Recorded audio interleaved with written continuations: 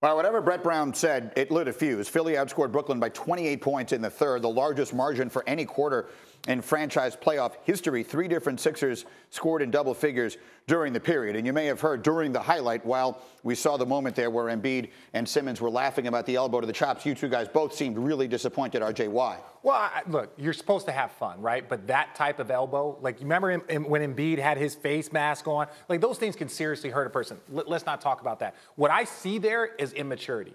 Last game, it's the cell phone. It's the complaining about the booze. This game is kind of laughing and giggling when you elbowed a guy in the face. Understand that maybe when we play, we're not going to play that game. Like, there would be retaliation. Like, okay, well, the next time I'm going to do it. And I'm surprised that was a flagrant one. If that was Patrick Beverley and KD, that would most likely lead to an ejection. But because there's no history there, it's a flagrant one. But that is literally the epitome of, like, trying to elbow someone in their face, and that's how you get thrown out of the game. And also, when you see how they behaved at the press conference, it shows you a team that's so ready to front run, so ready to live up to the hype, so ready to live up to the press clippings.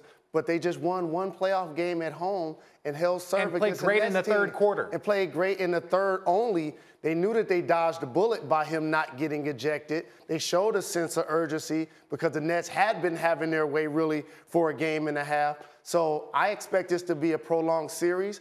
And now I also anticipate, how do the Nets respond?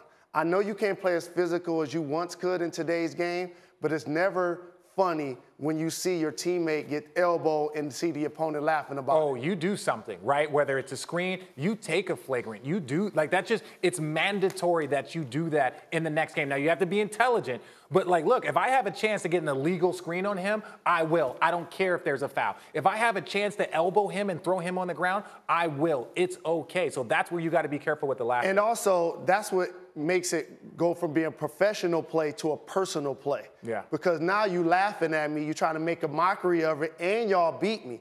So what happens is when he sits there and apologizes, your teammate knows what you said in the huddle. Your teammate knows what you said in the locker room or the shower. So that's why he just busts out laughing.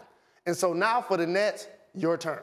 You're right, because if you watch the moment, Embiid says, and I'm sorry for that, which seems like the right thing for him to say, yeah. And it's Simmons who starts laughing, which makes Embiid start laughing. Because he knows it's not true. He knows it's not true. And that's okay. Embiid, I'm okay. You say the right thing, but then you got to still show a level of immaturity and just being like, look, he thinks it's funny. And just frankly, in game one, I wasn't on this show to say it, I think they was lying about the whole what the text was about. On the cell phone. Because Amir Johnson, by the way, was inactive.